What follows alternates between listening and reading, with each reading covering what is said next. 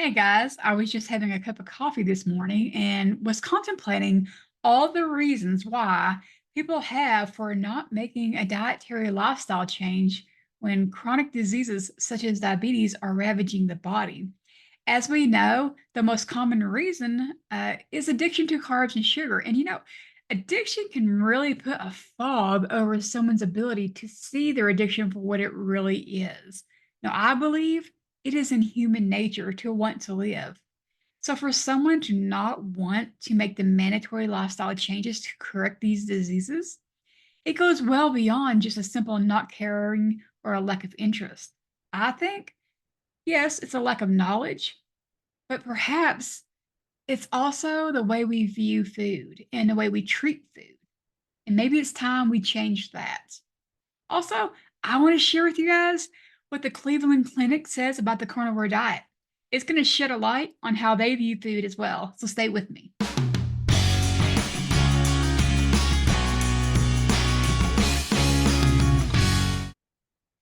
Hey guys, my name is Susan and welcome to my channel.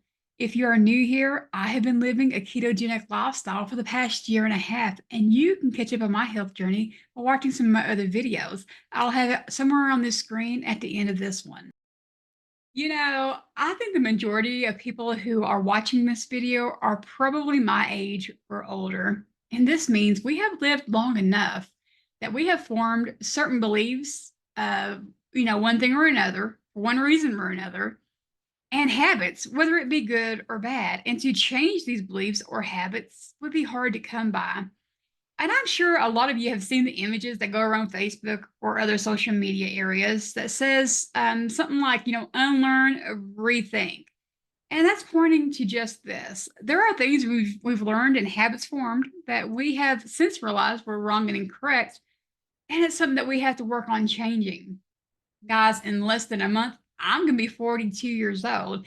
And that means that for nearly 40 years of my life, I spent looking at food as comfort, as a way to celebrate, as a socializing tool, as a way to pass time. Heck, I even used food as a way to calm me down when I got super excited about something, as crazy as that would sound. And I have been on this health journey for a year and a half. And you know what? Still have that issue. And I think, in my personal, humble opinion, that this all comes from emotional eating. And that emotional eating is the hardest addiction to break.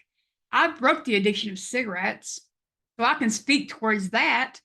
But here's why I think that emotional eating is a habit that's even harder to break than cigarettes. Because look, guys, with cigarettes or any other various drug, whatever it is that you might be addicted to, you don't need those to live. And the way you break a habit is by stop doing the habit. It's not easy. Don't misunderstand that. I'm not saying any habit is easy to break. But that's how you break the habit. You've heard that common saying, well, you don't give an alcoholic who's been sober for an X amount of time a drink in celebration. Well, no, because we know that if you give them that drink, it's likely it's going to cause that alcoholic to relapse. That's that's how you break addiction, by not doing whatever it is you're addicted to. But when it comes to emotional eating, we can't just stop eating. We have to have food for energy. And that is why I believe that the breaking that emotional eating habit is the hardest to break. We can't just get away from eating food. I do want to say this, that habit I formed is a big reason why I became diabetic in the first place. It wasn't just simply because I was overindulging in carbs and sugar, but it was how often and when I was eating.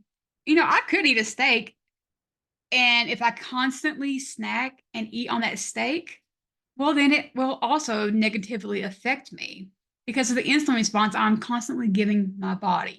And when I say that I still struggle with the emotional eating aspect, I'm not craving the sugary carby foods, no.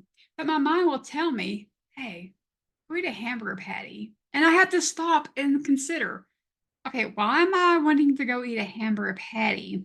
What just happened in my life? Did I get super stressed? Am I super excited about something? And here's the thing, if I'm having to stop to even consider if I'm hungry or not, I'm probably not even hungry. And I get that because a couple of months ago, I did a 50-hour fast. And when I got to that 50-hour mark, I was hungry. Look, Chris and I do a Bible study at our home on Saturday evenings. And I'm the kind of person that I don't eat in front of people. I strive to not eat in front of people. It's a mental thing with me. But anyways, you know, we was in the middle of the Bible study and I knew I was going to need to eat. But I thought, well, I'll just wait till after it's over. But sometimes we have one person who stays after and watches an episode of The Chosen. And this was one of the times that they was going to stay and watch the episode. I thought, well, Lord, I can't wait any longer. So I went into the kitchen and I just stood at the counter eating this meat. And I'm a person when I'm ready to eat, I want to be able to be on my plate, sit down, relax, and enjoy the food. But not in this case. I was just sitting at the counter. I felt a little barbaric eating like that. But that's just to show you that I was truly hungry there.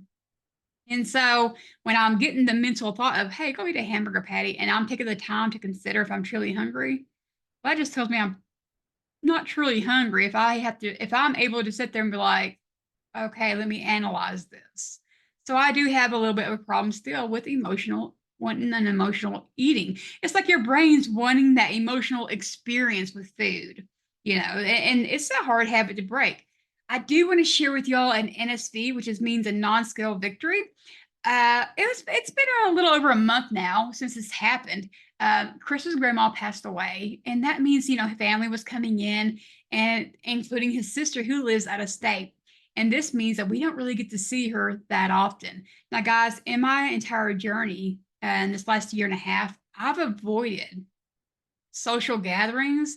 Like, when our church would have an eating at the church, we didn't go. Because, first of all, it's never food that we can eat. But second of all, it's never when I was ready to eat. And I was always afraid, even though I don't deal with cravings for the sugary, carby stuff, I was always afraid that I would be tempted to eat just because I'm seeing other people eat. So I just avoided that whole situation.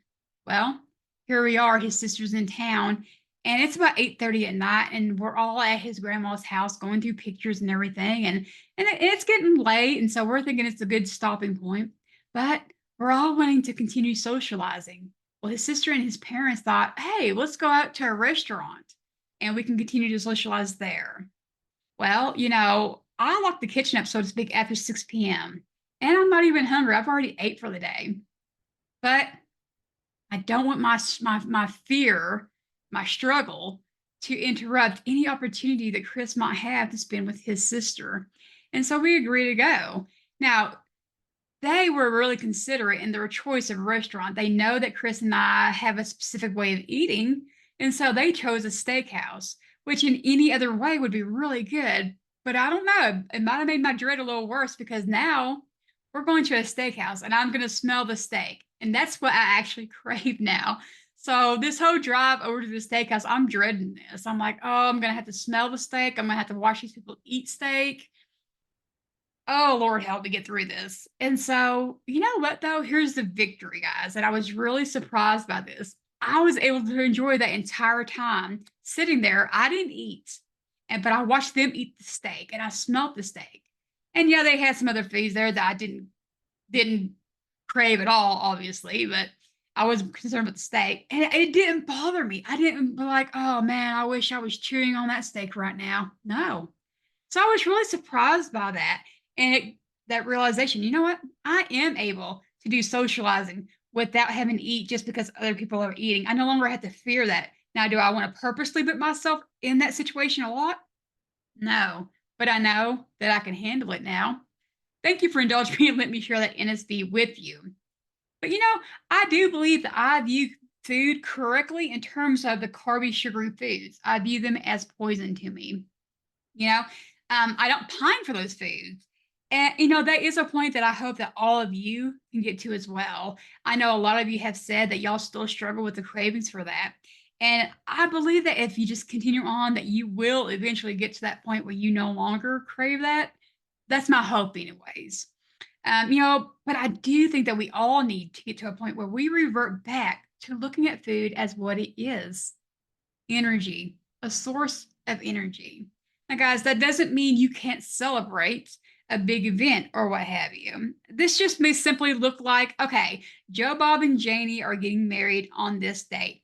So I'm going to make sure that not only will there be food that is appropriate for my dietary lifestyle, but I will make that my meal for that day. You just plan around it. However, I think it would be highly beneficial for us if we created in us the mindset that we don't have to eat just because others are. And once we get that in our mindset, we can socialize with others without eating unnecessarily. Now, I would love if the world itself would stop using food as entertainment, but I don't see that happening. There's other ways that we can socialize. But hey, maybe the change begins with us. When you and your friends go out to that local burger stand, like for your weekly thing, maybe instead suggest going for a hike, maybe some putt-putt golf, go shopping, insert whatever that doesn't involve food. And then, of course, after your activity, if you are hungry, then sure, go eat. But don't make food the focal point of the gathering. Instead, let food be a, hey, if it's needed point in the gathering. And I think if we can get our thoughts toward food changed to this way, it'll make our health journey easier too. And the freedom that's got to be there when we're not thinking about food all day long. But there are people who think that this way of eating is too restrictive, especially when you're eating the carnivore diet, such as the Cleveland Clinic. Now, guys, I found an article where I guess somebody had asked the Cleveland Clinic if they recommend someone do the carnivore diet, and their overall opinion on that is no. And they do list some medical concerns that they have with the carnivore diet, which I'm not going to address. I'm not a doctor. I would say that if you see these concerns, that you can watch Dr. Berry, Dr. Chafee, Dr. Westman, and a lot of other doctors who do address these medical issues and why they are not true. Now, I will say for my personal health that my blood work has shown that these medical issues that the Cleveland Clinic lists are not true. But I can't say that for you. I'm not a doctor. But I do want to talk about their reasoning for not doing the carnivore diet and how it's too restrictive. They actually use that as one of the reasons why they recommend not to do the carnivore diet. You guys will probably be surprised to hear me say this, but I agree with them. The carnivore diet is restrictive. Since I'm doing carnivore, I no longer get to worry about having my toes and my hands chopped off. I no longer get to worry about being in stage 1 kidney disease. I no longer get to worry about making sure I have diabetic medications and high blood pressure medications. No, I no longer have to worry about going blind from diabetes. So yeah, it is too restrictive. But you know what? That's the kind of restriction that I want in my life.